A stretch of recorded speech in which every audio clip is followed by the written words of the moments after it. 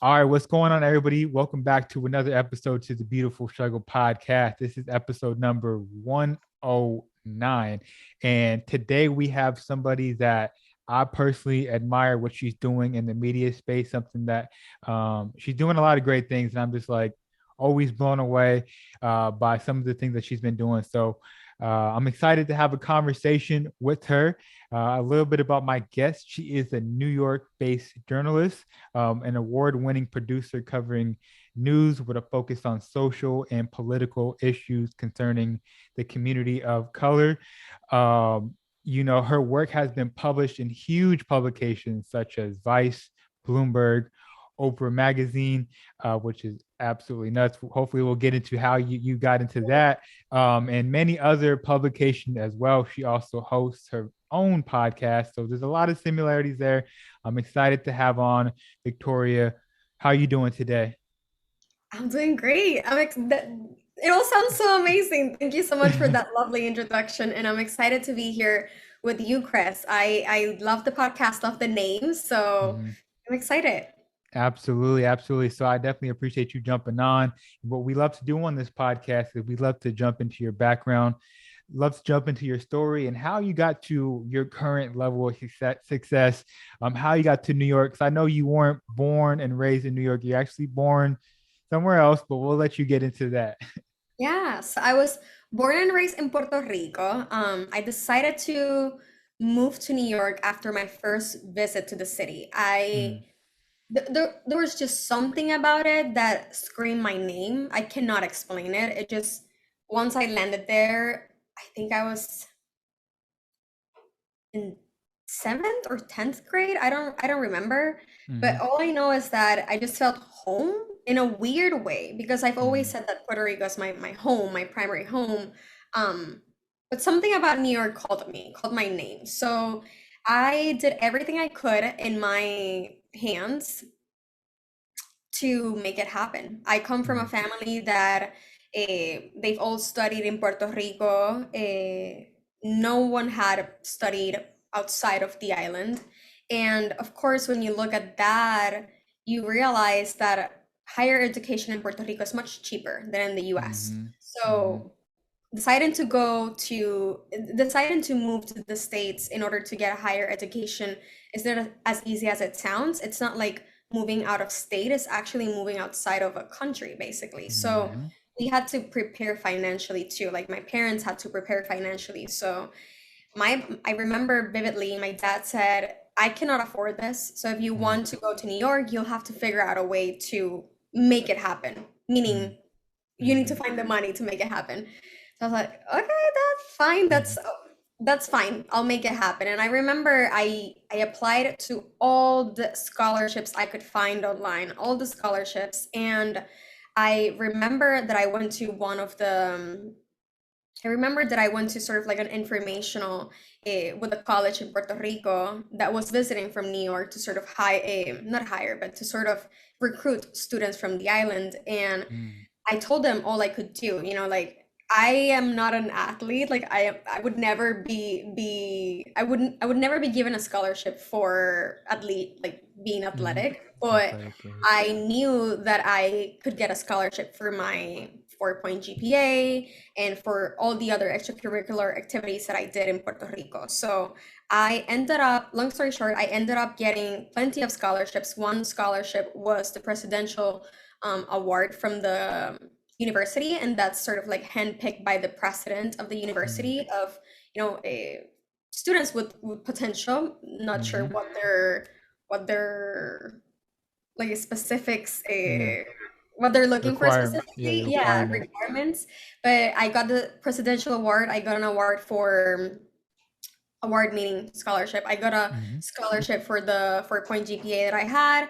I got one for community service because I started my own impact project in Puerto Rico, helping the elderly in the island. And I also got a scholarship for journalism, which is what I ended mhm, up studying in New York. I wanted to be in New York because I wanted to be part of the media industry. I always mhm, knew that I wanted to make it big, and in my head, to make it big, that meant leaving the island.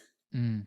I love that. So, if you can back it up a little bit, I'm curious. The first time that you went to New York, when you said you were in the seventh or eighth grade, I know that you said you felt called and you felt like New York was calling your name. But talk to us about some other feelings and emotions that you got from being there for the first time. I mean, I know anybody that goes to New York for the first time, it don't matter where they're from, no matter if they're from California or LA or something, it's like it's a totally different world. So I can only imagine you coming from the island going to New York, your mind was kind of just blown and just in Yeah. awe of what you've seen. Walk us through the feelings and the emotions that you felt going to New York for the first Mhm. time. That's a great question. And it's interesting because the way I described New York, you would think that I hadn't traveled before, but I actually Mm, had traveled to Europe. And like before even going to New York, I had traveled to Spain and to France. But when I got to New York, it was just like it was just like a lot going on. yeah, I yeah. just remember feeling genuinely excited for everything that was Mm, going on. That's one. I was also very naive in the way that mm, I just thought about it as a playground. Like it was just so many people different than me, so many different mm, people. Um, it all seemed very accessible, I would say. mm, Because everything was, public transportation. So I'm like, I don't, this is a question no one has asked me, but I think my head understood that I could fend for myself alone mm, there a little bit mm. because I'm someone that was I'm the youngest in my Yeah. family, in my nuclear family. So maybe looking back at it, maybe I felt like New York could be my place to become independent too. Mm, When I moved to New York, I was 17 and my parents supported me throughout my journey, right? mm, But I was by myself. Like I didn't have anyone there. I didn't know anyone. And that generally excited me. And I think it's something that's sort of a calling that I have in life mm, because I'm feeling that little bug now too. I'm like, where should I go next that I don't mm. know anyone? Oh, wow. That's amazing. I love that. So I'm curious, what part of the island are you from? Where did you guys grow up at? And what part of New York City did you go to? Yeah, so I'm from Bayamón, Puerto Rico, and that's the metropolitan area close to San Juan, say like Mm-hmm. 20 minutes away if there's no Mm-hmm. traffic, but in Puerto Rico there's always Yeah. traffic. And I visited Manhattan. I Mm-hmm. visited Manhattan. I think I went to a Yankees game, so I Mm-hmm. also went to the Bronx. I did the touristy stuff. That Mm-hmm. first trip, it was mostly the touristy stuff, but it's interesting because I went there when I was little. Then I worked my way towards actually moving there for college. And the second time that I visited New York was to move into my college dorm room. I Mm. never visited again the city. That's crazy. Yeah, it was just like, well, this is gonna be my new home. Yeah, absolutely. And I just moved there with my like Yeah. 7 suitcases. So okay, so you touched down in New York City. What school are you going to now? And the school that I went to, Yes. Yeah, I'm it's sorry, the school you went to. Which yeah, one? it's Manhattan. I went to Manhattan College. Oh, okay, cool. Okay, so you go to Manhattan College, you touch down in Puerto Rico. I mean, in New York, from Puerto Rico. Now, walk us through what was the next thing. Like, I know you're full of excitement, you're full of joy. What was like the next move you wanted? I mean, what was the next thing that you were going to do? Right? Was it Yeah. obviously to get settled in? But what was like that next thing? So I look back at who I was before, and I'm just like, how did I have so much energy? One, and that little girl had vision. Like I had a lot of Yeah. vision because I remember very clearly that when I landed in New York, I wanted to go to Fashion Week. I wanted to go to New York Mm, Fashion Week. At the time, you something that you need to know about me is that when I moved outside of Puerto Rico, I was a beauty queen. Like I did beauty pageants growing up in Puerto Rico. I mm, participated in three of them. I won the three of them. So that was fashion and beauty. It was in my Mm-hmm. veins because that's what I had been doing for during my teenage years. Mm-hmm. So it made sense for me to go to New York Fashion Week because it was sort of that thing that I saw from afar that looked really cool and really interesting. So my first goal when I landed was to go to New York Fashion Week. And of course, to go there, you need an invitation. So who's Victoria Leandra from Puerto Rico that no one knows Mm-hmm. about? Mm-hmm. I had to figure out a way to get invited. So I launched a blog, Mm-hmm. and the blog was called Sabor with Style, flavor with style in English. And it wasn't like the blog went viral or Mm-hmm. anything. It was just like a blog that I had that on an ongoing basis I was creating content for it. And that blog allowed me to build a brand. And Mm-hmm. that's sort of what I've carried with me since. That blog has transformed, of course, along the years, and the blog Mm-hmm. doesn't exist anymore. So the Sabor with Style brand turned into the Victoria Leandra brand, that then turned into the El ADN podcast brand. But going back a little bit to your initial question, I first wanted to get to New York Fashion Week. I did a blog, and while doing the blog, my primary goal was to be in the fashion industry in New York. Mm-hmm. After going to Fashion Week, I quickly changed that. I didn't want to do that anymore. I Something in it told me like, this is not for you. You're meant for something else, but Mm-hmm. this thing is not for you. I did it. And I think that happens a lot with things that I do in life. I'm like, oh, I want to do this, and then I do it, and I'm like, that wasn't it. Mm-hmm. And then I Yeah. just started and Yep. start finding other things that I am interested in. No, I love that because I grew up in Sacramento, California, and I moved down to LA when I had just turned 19. Just turned 19 when I moved out to LA. And it's funny that you say that because when I moved out to LA, I was same way, super ambitious, a lot of energy, didn't know too many people, just had family out there, was ready to get after it, ready just to like to take over the world, right? And it's funny that you brought up trying new things because I remember in this book I read, it says something like when finding your purpose, when finding your calling, it's almost like peeling back a layer of an onion. The first layer, because I remember going to LA, I was trying a bunch of different things and it just wasn't it. And then you peel that layer back, you find something else. Okay, this I'm getting close. This isn't it. This is the next step to where I'm going. And the reason why I bring that up is because the people in the audience, if you're having trouble, you may be finding the thing that excites you, that gets you up early in the morning, that you're passionate about. One of the simple trips that a lot of people will recommend is just simply trying Mhm. different things that you're interested in. It may last a year, it may last a couple months, but the thing is to try it, and it's going to get you a step closer to the thing that you want to be doing. Obviously now, almost 10 years later, now I've stumbled into podcasting, and looking back, I would never think I'd be doing podcasting at this point, and I'm sure you think the same way. So you start the blog and you see, okay, maybe you're getting a little bit of traction, you're able to start a brand.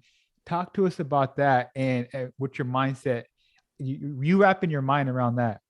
Yeah, so it didn't click to me that easily. It wasn't like I did the blog and then I initially thought of Mm-hmm. it as a brand. At the time, I didn't have that knowledge. I Mm-hmm. just wanted an outlet. Mm-hmm. Um, so I think what the blog really helped me is to jumpstart my career into journalism. So what happened is that when I landed in New York, of course, you are being compared to people in Ivy League schools. You're being compared to Mm-hmm. like top tier students Yep. in the country. And half the people don't know where Bayamon is. You know what I mean? So like Mm-hmm. I thought I didn't have anything to compare myself with at that moment. Later in life, I now realize I didn't have to compare myself because I had Mm-hmm. myself. Like Mm-hmm. I am the difference. What I bring to the table is the diversity that you do not Yeah, have. yeah, yeah. At the time, I didn't realize that. That's big But time. I launched the blog, right? And I put the blog on my resume. Mm, So what I had to, in order to apply to internships in New York, because the whole point of going to New York, it was to get into internships and to get into the media industry. So in order to land an internship within the media industry, I needed to have some sort of experience. And I didn't have big names. I don't have people that work in big mm, companies within my family that can connect me with, like I didn't have that network. But I put my blog in the resume, and I also put that I was part of the newspaper, the college newspaper, that I was mm, part of community mm, service in my college. I put all my extracurriculars. And the blog was the media outlet that I had created, I had developed, I had worked on the social strategy. That was my work experience at the time. mm, So, long story short, I was able to get a interview to intern advice, mm, and they asked me about the blog. They straight up told me what caught our attention from your resume was the blog because you started it. Tell me a little bit about that. And at the time I think I had like probably 6,000 followers on Instagram or like 7,000 followers on Instagram, something along those lines. So it wasn't big, but it was mm, something. So I started talking to them about the vision, what I was about, what I did. So I was everything of the blog. Like the blog was just like a one woman show. I was the one mm, taking pictures, editing, writing, editing that copy, mm, publishing it, doing the web development. I was doing it everything. So I mm, think I was talking to a student, to a college student earlier today. She was asking me for some advice. And I told her that when you have nothing to show for yourself, like when you don't have any work experience, what you can show is what you've created. mm, So when you don't have a seat at the table kind of thing, mm, you build your own little table, good, and then you mm, show, I have the materials, I have what it takes to build the table. Now let me build with you into this mm, bigger table. So that's sort of what I did when I was, 18 at the time. Um, and that's how I sort of like got my first opportunity in journalism. I always credit the mm. blog because it was the only experience that I had at the time. And I had created that experience for myself. No, that's awesome because that's a gem in itself because a lot of people they want a seat at that big table. You think of Vice, that's a huge company. I'm sure you're just like, wow, this is a huge opportunity for me. But you're like, in order for me to get to that next step, you're like, I need to build something on my own. I need to create my own table, and I need to bring some type of value to Hmm. that big table, right? Everybody wants to just come to the table with nothing in their hand. It doesn't work like that, right? You got to bring something to the table.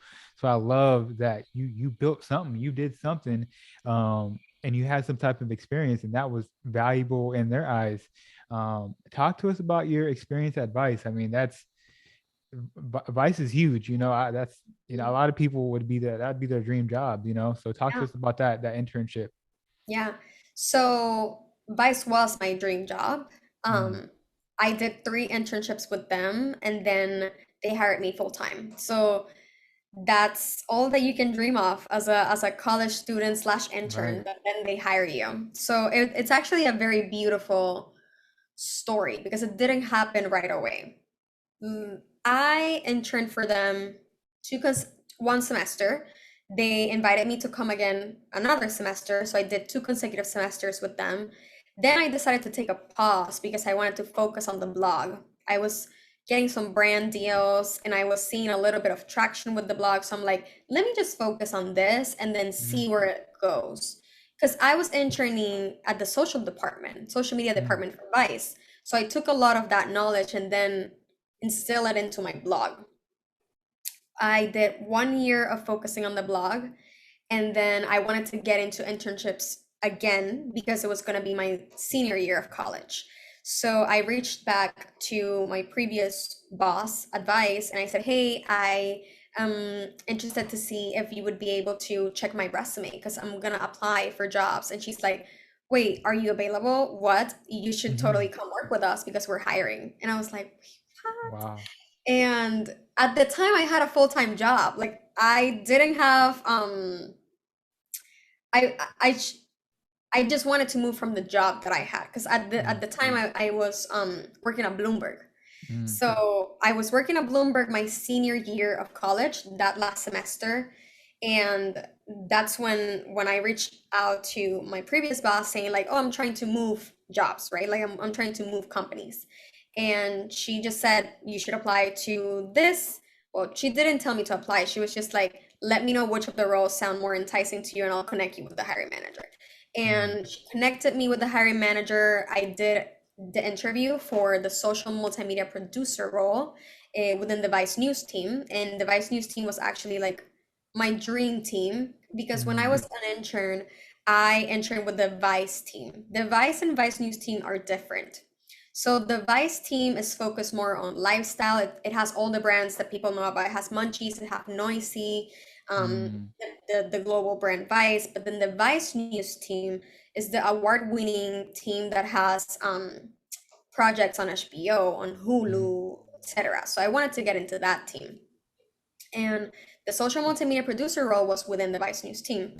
I interviewed with everyone up to the editor in chief, and they hired me. They offered me the position, and I was there for 2 years. mm, It's For me, it was sort of like a boot camp in journalism, mm. in in in digital journalism, into the future of journalism. I realized that the experience that I have is very different than the experience other journalists have had because I've always been at the intersection of social media and news since the very beginning of my career. My first my first internship was at Vice with the social media team. Then my first full-time job was with Bloomberg at their um, I was part of the founding team of TikTok. That's what Mm, it was called at the time. It's now called Quick Take. And that was a partnership between Bloomberg and Twitter. mm. So it was the first news outlet that lived on Twitter. So I was part of that team, and then I was hired as a social producer for Vice. So if you look at it, it's all been on social media, and Right. I generally believe that the present and the future of journalism is in social media. So Mm. I've always wanted to be within those spaces because I think they're at the forefront of what is happening now and what will continue happening in the future. So I'm curious for you to talk about your transition from being at these huge companies of Vice, Bloomberg, to you transitioning to a freelancer. What made you do that? What was your mindset behind doing that? And just talk about the power of betting on yourself, looking at Hmm. yourself in the mirror and saying, I can do this on my own, or, I'm going to Yeah. empower myself and I'm going to do this. So talk about that transition because, like you said, that's a dream job for a lot of people. And, at some point you wanted to transition out of there. Yeah. So interesting enough, I'm not fully independent. Hmm. Right now I have a full-time job. So I'm gonna sort of walk you through the process. Okay. After Vice News, I started getting a lot of opportunities. So while I was working at Vice News, I sort of built a name for myself. I created my own series there for the culture desk it was called Currently Obsessed, where I interviewed major international artists that were not part of the US mainstream media already. So within the Latinx culture, I interviewed Anuel AA, I interviewed Mm, Nati Natasha. Within the Black culture, I interviewed Davido. So mm, for me, it was very important to give those artists a platform for them to sort of get introduced to the US mainstream because we know who Anuel is. Like he's mm, big on the within Latino communities. But mm. if you talk to people at Vice, they didn't know who he was. I Yeah. remember when I first landed at Vice, I pitched a documentary with Bad Bunny. And I Mm, said, I have I know the Bad Bunny people. I have the whole the whole rundown of my idea. Let's do this mhm. documentary. And the person at the time that was in charge of accepting, approving the pitches said no. He was like, well, we don't know who he is. And I'm like, you don't know him yet, but he's gonna blow up. Like, you don't need to know him. We just need to do a documentary on him now. And he just like brushed it off. He didn't Wow. think twice to say no to me. But I never forgot that. I was like, okay, I see you. It's fine. A year later, or less than a year, he was like, "Oh, you have those contacts for Bad Bunny?" And I'm like, I'm not doing this anymore. Like I'm not. The time was when I told you it was the time, Right. not The time now. passed. The Yeah. time passed. So just Wow, that that's was sort of like crazy. the mindset of where I was coming from. I wanted to disrupt Vice sort of like Mhm. from within, and I wanted to create a space for us meaning Latinos. I was the Mm. only Puerto Rican in the Vice News team, so I always pushed Really? for Puerto Rican stories, for Dominican stories, for Latino stories. I was Hmm. someone who was constantly pitching and constantly working on stories that had to do with political unrest in different parts of Latin America. So I was touching a little bit about everything. I was touching on culture slash entertainment, but I was Mm. also touching on news and politics. So I have a that's what quick question, but before go you for it. continue, hold your thought. Since you were the only Puerto Rican in that position, I'm curious, did you feel like, hey, I have to give a little bit of everything while I'm here since I'm the only one here? Did you Yeah. feel like that? You were like, I got to give some culture, I got to give some news, some politics, I got to do a little bit of everything because I'm representing everybody right now, right? Did you feel like that? Yes and no. I didn't Okay. see it that way specifically. The way I saw it is I have so many interests. Like Mm, I am not gonna sit here and say, oh, I want to be an entertainment host. No, like I love entertainment, but I also love like social justice. mm-hmm, I I am a person and I am a journalist who lives and breathes the two of them. I don't have mm, to decide what I want to pick because I generally believe that humans don't have to pick what they want to focus on because you have different right, interest. likes and interests. Exactly. Yeah. So the way I saw it was like I am generally interested in building a network and a platform for POC artists, but also, hey, this is happening in Dominican Republic. Why are we not talking about it? Mm, So I saw myself as a vessel for Latino stories and as someone who relate a message of what our communities are going through. Because no mm, one, there were other Latinos in the news team, but I was the only Boricua and I was the only Latina in my team, in the digital team. mm, So again, I saw it as two things. One, I have different interests that I want to cater to, and two, I need to tell people about how freaking awesome our music is, but also right, we have some things that you should pay attention to.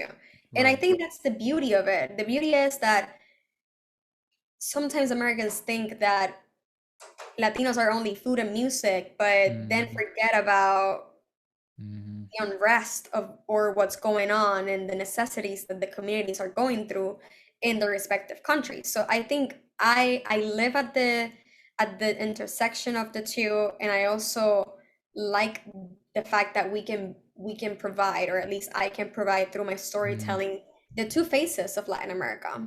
Absolutely. I love that. And no, I really do love that. And I think it's amazing that you're coming to a point, or you are at a point where you built up your own name like you're talking about. You're getting some traction on your own.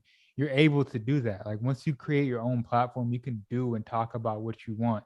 So the Mhm. the fact that on your platform you can talk about both and intersect both is awesome. So you started to get some traction. You want to invest in yourself a little bit more. Talk to us about that a little bit. Yeah. So I was doing great advice, right? Like I had my own series. I was working on different projects. We did ended up doing or at least beginning a documentary for Bad Bunny. This is not gonna happen anymore. It's not gonna be released, but Why we why began it. why not? Why? I cannot sort of speak to Okay, the okay, okay. to those details, but all this to say, like we had things going on. Like we had Mm, the series, we had the documentary going on, all that good stuff, and then the pandemic hit.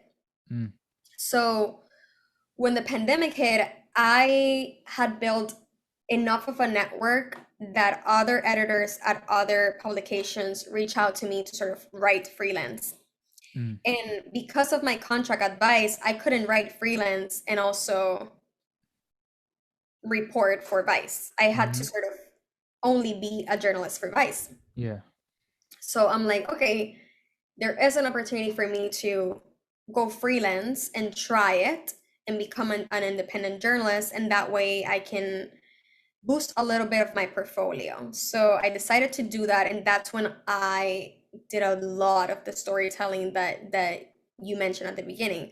Oprah Mm-hmm. Magazine, Mike, Bustle, Remezcla, Ellie Daily, all of that was when I was an independent journalist.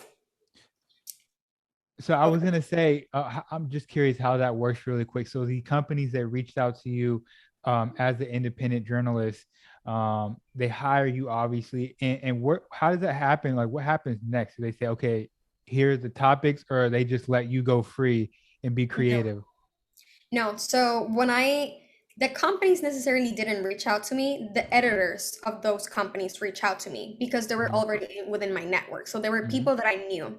Mm-hmm. For example, I can give you the Oprah Magazine example. Netflix had just released a documentary with Walter Mercado. So Mm-hmm. Walter Mercado is was a Puerto Rican astrologist. So of course, who makes more sense to write that story? A Puerto Rican journalist. Right. But Makes there sense.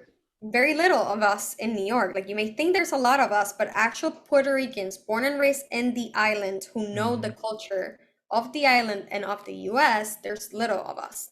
Mm-hmm. So this editor from Oprah Magazine, um, Ariana Davis, she reached out to me saying, "Hey, there's this opportunity to write for Oprah about the new documentary on Walter Mercado. Are you interested?" And I was like, yes, He thank said, "Heck you." yeah." Yes. So long story short, that's sort of like how it started. A lot of people were like reaching out with story ideas um, about stories that they thought I would be a great writer on or a producer. That's dope. I love that. I love that. And I was like, okay, I definitely have some opportunities going on, but I still am full time with Mm-hmm. Vice.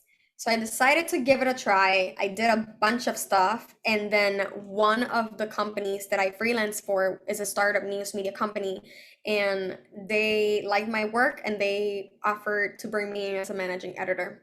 Mm-hmm. So again, it's an leadership position, a management position that I didn't exactly have my eyes on. It Mm-hmm. wasn't in my career path, or at least so early in my career path. And I said, you know what? Someone is seeing the potential in me that I'm not seeing for myself. So I'm Mm-hmm. gonna go through this interview process. It was 6 interviews. Wow. And at the end of it, yeah, at the end of it, they hired me. And long story short, I am now the editorial director. They promoted me, I think, past May as an editorial Mm-hmm. director. So that's sort of my full-time job. Mm-hmm. But then I've always, one thing that I've learned along the way is that you can never attach yourself to the company that you're working for. Talk about it. I'll I'll never do that again. Mm-hmm. I think the media industry, it's so volatile and it's so insecure. Like it's not like other jobs. The media industry has layoffs and you have your job one day and then you don't have the job the next day. Mm-hmm. So if you brand yourself as Victoria, Mm-hmm. the vice reporter, or Victoria, the vice writer, That's the it. vice producer, that's it. That's all people know That's about it, you. man. I love So that. once you're not there anymore, who are you? Mm. So I don't ever want to be put in that position, and I always after Vice, I see it as no matter where I am, I want people to follow me for what I bring, Mm. not for where I work. Mm. Mm. So that's how I see it now. I'm like, I built an audience slash a community. I see it as a community um, of people that are interested in what I have to say and that are interested in the stories that I provide. And I know for a fact that no matter where I go or what I decide to do, people will still be with me because they care about me slash they follow me for me and not for the company that I'm Mhm. telling those stories through. No, I mean I absolutely agree with that. That's amazing. I was gonna say, and I think it's super smart to do that. And I think a lot more people should look at that route because, like you said, the media industry it's very volatile, and I mean, what happened in 2020 is a perfect example of these secure jobs are not really secure. So by Hmm. you having a platform, by you having a community, that gave you some flexibility to say, okay, let me do some freelancing, let me do some work here. Yeah. um and you still brought value to the table like we were speaking about earlier. So I think that's super smart to do, and I think anybody in any industry can definitely look into doing Yeah. that, building your own profile, your own portfolio, and your own community, so just in case something does happen or another opportunity does come, you have something to show for it, you have something to kind of fall back on, right? Yeah, and like you said, it goes to all industries. I have a good colleague. She's an engineer at NASA. And, you would Mhm. think that she has a really secure, steady, great Yeah, job. Who wouldn't want to work at NASA? But she has an audience on Instagram too, that's and awesome. she is a influencer slash content creator That's that awesome. talks about STEM. And she has like, I don't remember how many followers, probably like 50,000 followers. And she still has a full-time job as an That's engineer at NASA, so you can do both. Yeah, that's awesome. I love that. So when did you start your podcast? Talk to us more about your podcast a little bit more. Yeah. So the podcast is a beautiful struggle It story. is. Yeah. I And had the just not to interrupt you, her podcast is actually very similar to the Beautiful Struggle. I love what you're doing over there. But yeah, talk about it. Thank you.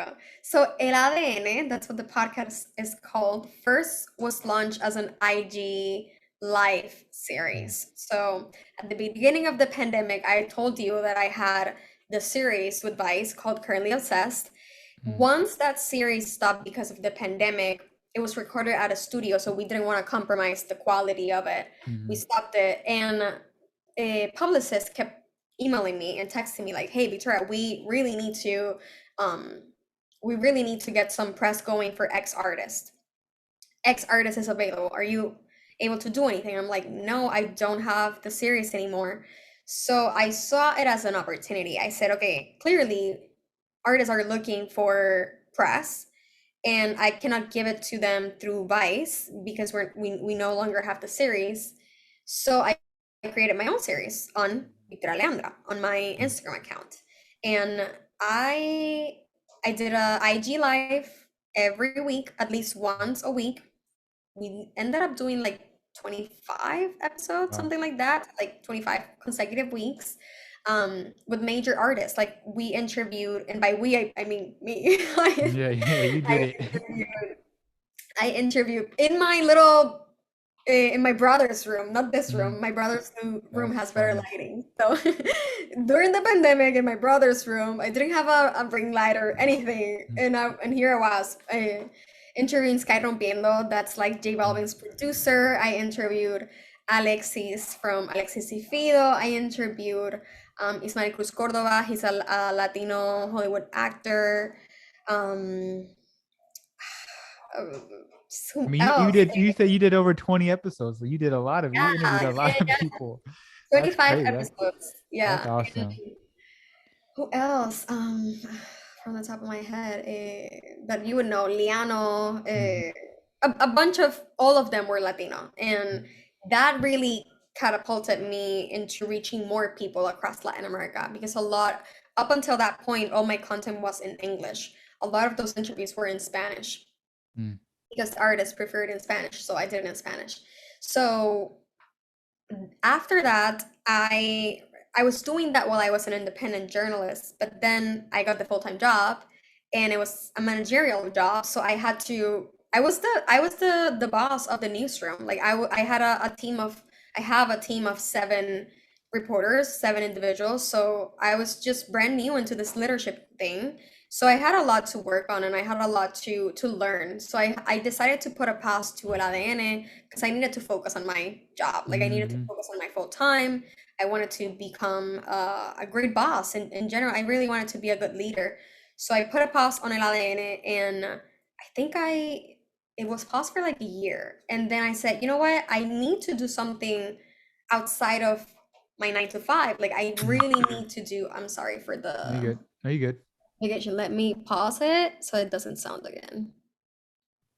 1 second. Okay, here we go. What was I saying? I was saying I needed to do something for my nine I needed to do something outside of my 9 to 5. So what I did was, okay, why don't I bring back El ADN? A lot of people were asking about it, like what happened to it. I really enjoyed it. I miss it. What's going on? We want to hear from you and those artists that you interviewed. And I was like, okay, people are asking for it. I truly need a creative outlet, and I want to build something for myself that is not tied to anyone or anything, and it's completely mine. I want to have full creative vision and full creative freedom.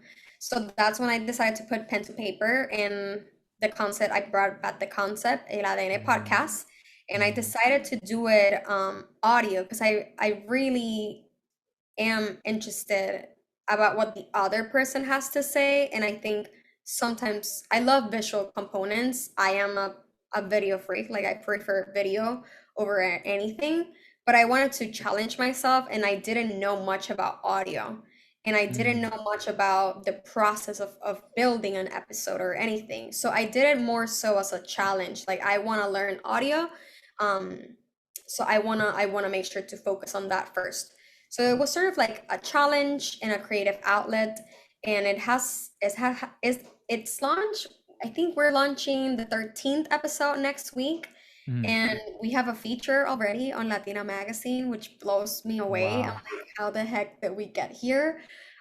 that's I'm awesome. really excited. I'm really excited, and I think I mean, you have a podcast too, so it's like a baby. It's my Yeah, baby. yeah, yeah, absolutely. I love that. That's awesome. That's Latina magazine. That's congratulations to that Thank for you. sure. Um, Transitioning a little bit, and we can start wrapping this thing up pretty soon. I'm curious, what is something that you would like to see more in the Latinx community? You being born and raised in Puerto Rico, and then also living in New York, which is a huge Latinx community. At you both. You've been in and lived in both worlds, and what you think needs to be more of. Like, what do you think needs to happen more? What do you like to see more of, in your opinion? Yeah, I think one thing that I've always been interested in is, let me rephrase. One thing that I've always thought is that we need to believe in the Mm, potential of our stories, and we need mm, to realize how important our narratives are. So I mm, say this because sometimes what may seem simple to me, or what may seem like a given, or what may seem like another day in Puerto Rico, to a Puerto Rican in the US, it's like news. yeah. Yeah. Similar to, let's do another scenario. Like if you're in Mexico and you just think that you're going about your day, like you don't realize how many people in the world would like to be in Mexico. Mm, So I think mm, sometimes we need to realize how much value our stories have, our livelihoods have, our culture has, and what may seem very simple to you, to another person is like entirely interesting and entirely different from what they know. And I think this is mostly for creators.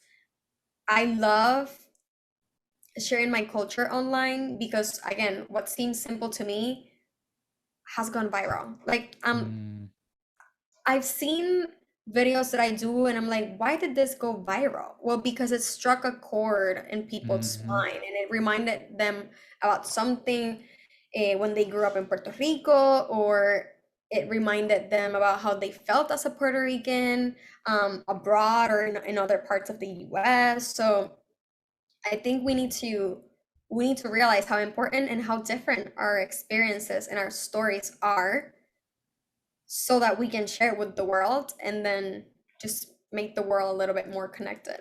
No, I love that because me being a Puerto Rican from California, my experience being Puerto Rican is completely different from you, Yeah. completely different from someone from New York, Chicago, wherever.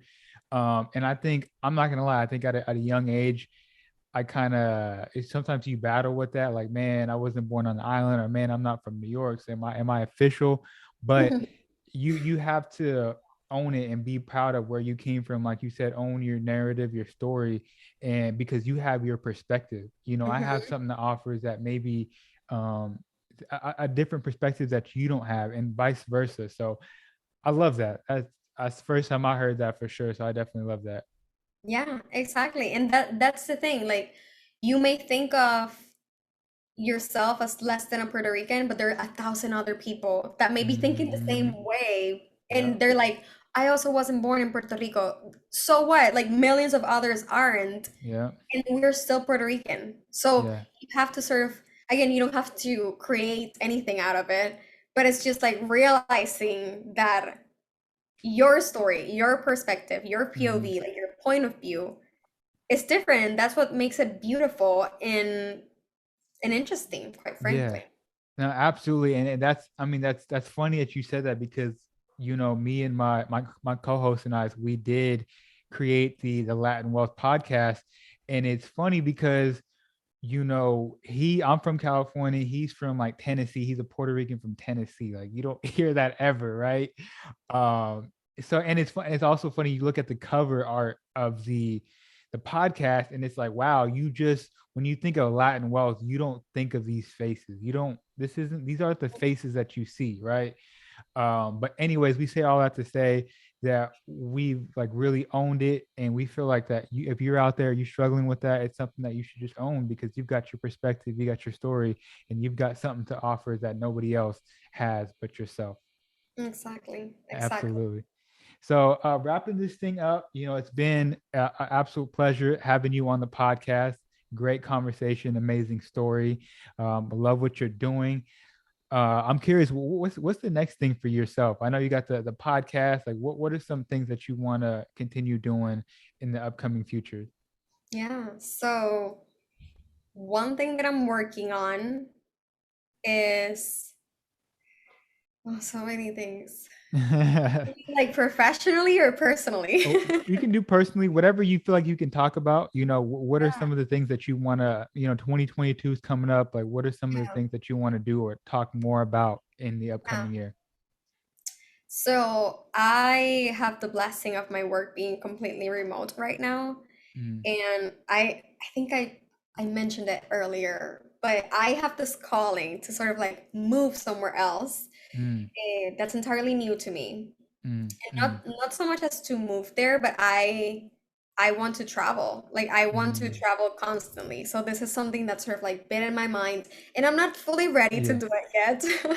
But I'm gonna use 2022 to be ready for it, to like Okay. prepare for Prepare. it. Prepare. Do you have Um, any yeah, places in mind? Are you thinking like another country? You think another state? Any places you got a list or yeah. something?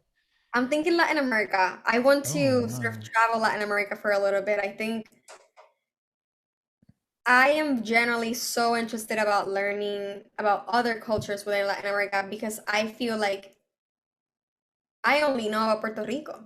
Like, I Mm, don't know much about, or at least I don't know enough about Mexico, Dominican Republic, Argentina, Chile. I don't, because I haven't lived that experience. That's one. And two, I'm not from there. So I could never claim that I know enough of those places. So that's awesome. I want to definitely, as romantic and corny as it sounds, I want to use my storytelling and use my sort of eye for content slash eye for visuals to tell stories about the countries I visit. So in a way, I want to sort of unite storytelling with travel. That's Mm, something that I'm very interested in. I think it's sort of like a passion that's there that I that's want to awesome. explore it Yeah, because that's I awesome. haven't yet. So I'm putting it out into the universe. So what we're gonna do is we're gonna come back in 2023 and we're gonna revisit this and be like, yo, she said it, and she's doing it now.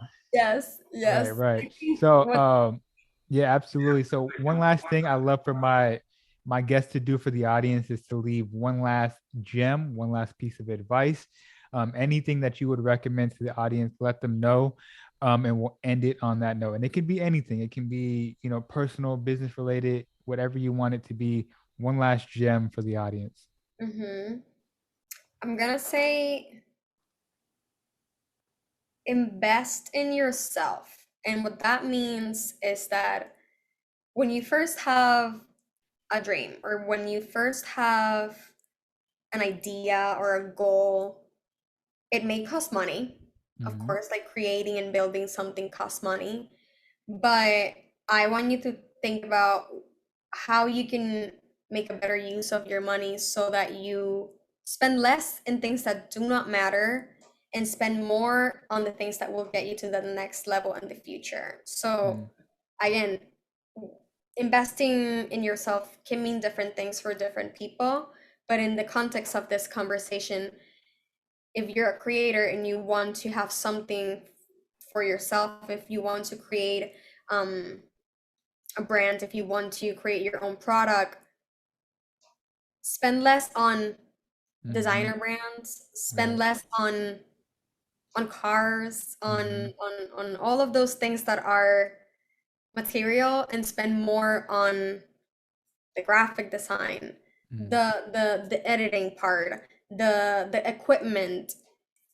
It may not be fancy, it may not be what is flashy and looks good on social media, but it doesn't matter because at the end of the Mm-hmm. day, you have something that you can scale and that you can monetize. And at the end of the day, that's how I see that you're investing your money and your time and your wealth for a better future for yourself. And I would just say, yeah, do not focus on the material things. I'm someone that I think I posted a reel about this Mm-hmm. earlier this week. It's like, welcome to the new rich. Like, we don't care what Mm-hmm. kind of house you live in, what kind of car you have.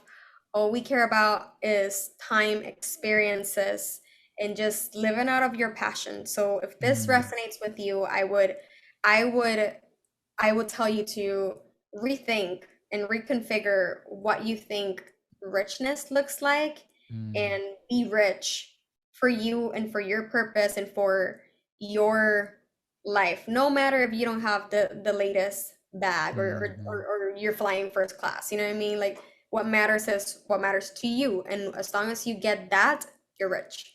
Mm. I love it. I love it. We can do a whole podcast on just that topic right there. But once again, I appreciate you. Where can people reach out to you? Where can people find you if they want to check out your work?